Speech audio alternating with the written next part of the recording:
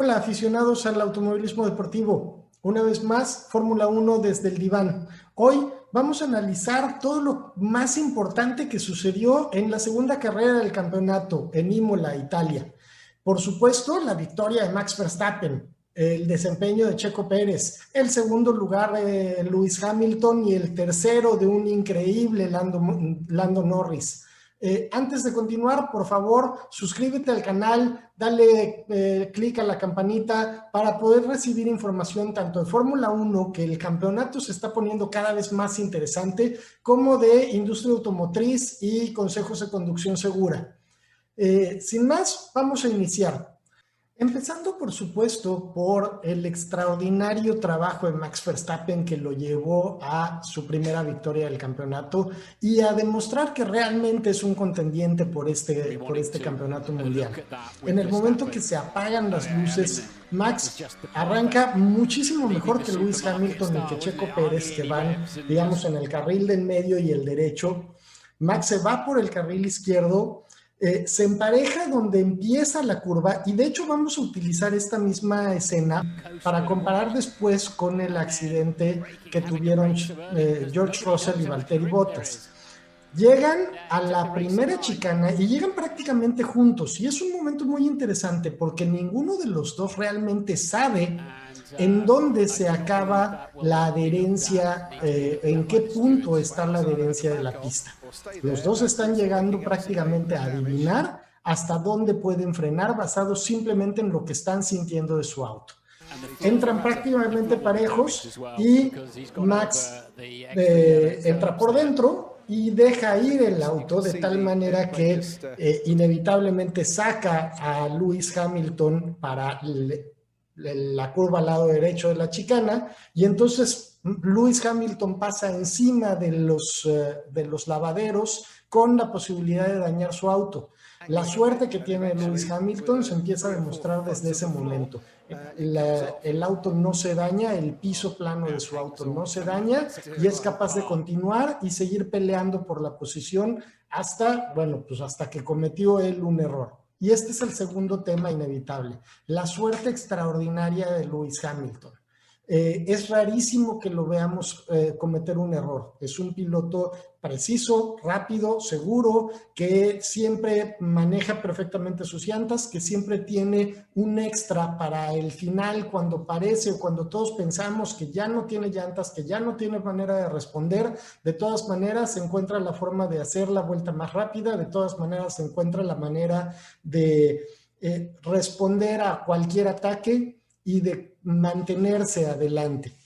Este fin de semana llegó el momento en la lluvia, la pista estaba sumamente difícil, cuando estaba tratando de alcanzar a Verstappen en medio del tráfico, llega, hace un rebase precisamente a George Russell, pero tiene que meter el auto demasiado, tiene que meter el auto demasiado en los lavaderos, pierde adherencia y se va de frente y toca hasta el muro y rompe su ala delantera. En ese momento parecía que Lewis Hamilton estaba fuera de competencia. Se podía haber quedado atorado en la trampa de arena, se podía haber simplemente ya retirado sabiendo que había roto el ala y con toda la actitud de un campeón, él siguió haciendo el esfuerzo. Algo que admiramos en la carrera pasada de Checo Pérez, no simplemente bajarse, sino seguir haciendo el esfuerzo por continuar en carrera, aun cuando parecía que todo estaba perdido. Trata de salir, rompe el ala, mete reversa. En reversa se va sobre toda la trampa de arena hasta que sale al asfalto y puede salir. Lo lógico era que tuviera que irse a muy baja velocidad hasta los pits, ahí entrar a pits a que le cambiaran el ala y con eso iba a perder por lo menos una vuelta. Lewis Hamilton muy difícilmente hubiera podido volver a los puntos. Pero mágicamente en ese momento, Valtteri Bottas y George Russell provocan un accidente que pone bandera roja en la pista Y eso le da la posibilidad a Lewis Hamilton de recuperarse, de llegar a pits sin perder la vuelta, de que le arreglaran la nariz del auto y de volver a salir a la pista en una posición en la que todavía podía pelear por los lugares. Es increíble que tenga esa suerte, es increíble que el día que comete un error que podía dejarlo fuera de competencia, pareciera, para los que creen en las teorías de conspiración, pareciera que Valtteri Bottas provocó el accidente para darle oportunidad a Lewis Hamilton, pero definitivamente un accidente como este no se podía provocar intencionalmente. Y bueno, hablando de Lewis Hamilton, hay un punto que parece haberse olvidado. En el momento que él sale de la pista, que él comete su error y tiene que regresar a la pista, mete reversa y eso es válido, eso es correcto. Mientras estás fuera de la pista, mientras estás fuera del trazado de la pista, en todos los campeonatos puedes meter reversa para reincorporarte. Lo que está prohibido en todos los reglamentos de todos los campeonatos de automovilismo que yo conozco es circular sobre el trazado en reversa. Y Lewis Hamilton mete reversa, se va sobre la trampa de arena en reversa, pero llega el momento en que sube el auto, sube las 4 ruedas del auto al trazado de la pista y continúa en reversa, aproximadamente 6 metros, no es mucho más. Sin embargo, circuló en reversa sobre el trazado de la pista y nadie lo mencionó. No hubo una investigación al respecto, no hubo ni siquiera un señalamiento. Yo creo que cualquier otro piloto que hubiera circulado en reversa sobre el trazado de la pista en carrera, aún con bandera amarilla, lo hubieran crucificado. O sea, le quitan la superlicencia, no sé, le prohíben volver a correr, le ponen un castigo de 10 lugares en la siguiente arrancada. Lewis Hamilton lo hizo sin ninguna consecuencia. Estas son las ocasiones en las que me parece que la FIA no actúa de forma pareja. Después tenemos a Lando Norris, que carrera con carrera está demostrando la calidad de piloto y el talento que tiene. Es un chavo que en un auto muy inferior al Mercedes y Red Bull está demostrando en las pruebas de clasificación y en las carreras constancia, inteligencia, madurez. Qué extraordinaria conducción de Lando Norris durante toda la carrera. Se ganó el piloto del día y sin duda súper merecido. Él arrancó desde el séptimo lugar atrás de su compañero Daniel Ricciardo, pero no olvidemos que le borraron la vuelta con la que había quedado a 43 milésimas del tiempo de primer lugar de Lewis Hamilton. De tal manera que si no le hubieran borrado esta vuelta, hubiera quedado Lewis Hamilton en primero, en segundo Checo Pérez, que quedó a 35 milésimas, en tercero Lando Norris a 46 milésimas y en cuarto Max Verstappen. Eso podía haber cambiado toda la dinámica de la arrancada y de la carrera, porque desde el cuarto hubiera sido mucho más difícil para Max Verstappen obtener el primer lugar desde la arrancada como lo hizo. El caso es que Lando Norris desde el séptimo lugar hace una carrera sin errores, hace una carrera rápida, mantiene un extraordinario ritmo en un McLaren que lo habíamos visto desde 2012 totalmente fuera de posibilidad de competencia, y si no mantuvo el segundo lugar fue verdaderamente porque competir contra Lewis Hamilton cuando ya se siente cómodo en su auto y cuando tiene unas llantas en mejores condiciones es prácticamente imposible. Pero vimos a Lando Norris peleando y defendiendo esa posición y le costó varias vueltas a Lewis Hamilton lograr recuperar el segundo lugar. Sería muy interesante preguntarnos qué hubiera pasado si Checo Pérez simplemente hubiera estado entre los primeros 5, si no hubiera cometido ese error, y entonces le hubiera costado un par de vueltas a Lewis Hamilton pasar a Checo Pérez. al menos una vuelta le hubiera costado pasar a Checo Pérez, muy probablemente hubiéramos tenido a Lando Norris en segundo lugar en el podio. Pero bueno, sabemos que estas suposiciones no son más que eso, suposiciones de lo que podría haber pasado. Lo que pasó fue que Lando Norris, después de una extraordinaria carrera, terminó en tercero y fue nombrado piloto del día.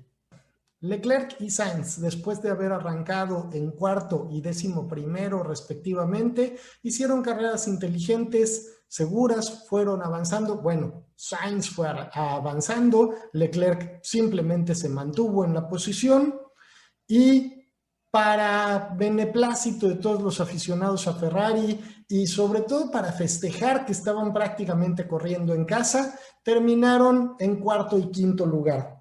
Y me llama mucho la atención que Leclerc lo intentó por todos los medios, todo el tiempo estuvo amenazando e increíblemente los cronistas latinoamericanos verdaderamente estaban echándole porras. Si ellos hubieran podido, empujaban el Ferrari de Leclerc para que pudiera pasar a Lando Norris y simplemente no pudo nunca. Son dos jóvenes de la misma generación, son dos jóvenes que se conocen y han competido juntos en categorías inferiores y me dio mucho gusto verlos peleando y me dio más gusto en esta ocasión que Lando Norris quedara adelante. El caso de Sainz hizo una muy buena carrera, demostró que poco a poco se está adaptando al Ferrari y seguramente está un poco arrepentido de haberse cambiado a Ferrari, pero bueno, todavía está en un equipo que está competitivo y que puede pelear contra los McLaren. Y bueno, vamos a los dos temas que pueden generar discusión en este video. Por una parte, el accidente de Valtteri Bottas y George Russell. Todos vimos a George Russell enojadísimo con Valtteri Bottas cuando se bajan del auto y va claramente a reclamarle a Valtteri Bottas. Valtteri Bottas le responde con una seña y Lando Norris le pega en el casco. Fue muy criticado porque aparentemente fue culpa de él el accidente. Vemos cómo se empareja tratando de pasar a Valtteri Bottas por fuera en Tamburello, toca el pasto, se oye claramente cómo las llantas pierden adherencia, el motor se sobrerevoluciona, pierde la parte trasera del auto, entonces se va encima de Valtteri Bottas a altísima velocidad, provocando un accidente y la bandera roja que le salvó la carrera a Lewis Hamilton. Pero si vemos lo que sucede antes, podemos entender por qué los oficiales de pista no sancionaron a Russell, sino que lo clasifican como incidente de carrera. Recordemos que para que lo clasifiquen como incidente de carrera es porque hay un 50% de culpa de cada uno de los pilotos y no se puede probar que haya más culpa de ninguno de los dos. O sea, si hubiera 60-40, entonces sancionarían a alguno de los dos pilotos. Aquí a simple vista parece que fuera culpa de Russell, al menos en un 60%. Pero si vemos el video antes, cuando viene Russell atrás, hay un momento en que cambian de dirección porque empieza la curva Tamburello. En ese momento vemos dos movimientos del auto de Valtteri Bottas. Primero un movimiento muy ligero y después otro movimiento en el que pierde ligeramente adherencia de las llantas traseras y entonces se mete más en la línea interior. Ese es el momento en el que se pega completamente Russell, se abre y ya abierto, ya cuando van parejos, el auto de Valtteri Bottas empieza a abrirse hacia el lado derecho. Incluso en esa parte de la pista hay una línea blanca que si comparamos en dónde pasó Valtteri Bottas con la línea por la que pasó Max Verstappen cuando tenía a Lewis Hamilton y estaba peleando por el primer lugar, sí distinguimos claramente que Valtteri Bottas pasó esa línea con las dos llantas del lado derecho y por lo tanto empujó a Russell hacia el pasto. Aquí hay algo muy interesante. Valtteri Bottas no traía la cámara on board de la cabina. Valtteri Bottas traía activada una cámara en la suspensión. Entonces no vemos sus manos en ninguna de las tomas de carrera. Pero desde mi punto de vista, lo que sucedió fue que en ese segundo movimiento, cuando se acerca a la parte interior de la curva en un pequeño movimiento brusco, Bottas sintió una pérdida de adherencia, corrigió y levantó el acelerador. Es justo el momento que lo debe haber levantado un pequeñísimo porcentaje, un 10%, un 5%. Ese 5% fue suficiente para que Russell, en un Williams, pudiera emparejarse y pasar a un Mercedes. Por fuera. O sea, perdón, pero desde ahí no tenía lógica la situación. Un Williams pasando por fuera a un Mercedes. Solo pudo suceder porque Valtteri Bottas levantó el acelerador y corrigió, y al corregir se fue ancho, y precisamente por eso empujó a Russell hacia afuera.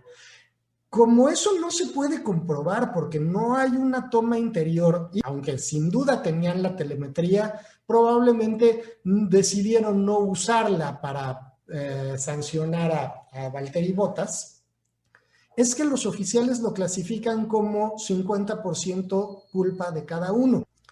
Desde mi punto de vista, el accidente fue un 60 o 70% culpa de Valtteri Bottas. Russell en un Williams aprovechó la única oportunidad que iba a tener de pasar a un Mercedes, y Valtteri Bottas, como había perdido la parte trasera del auto, lo empujó hacia el pasto.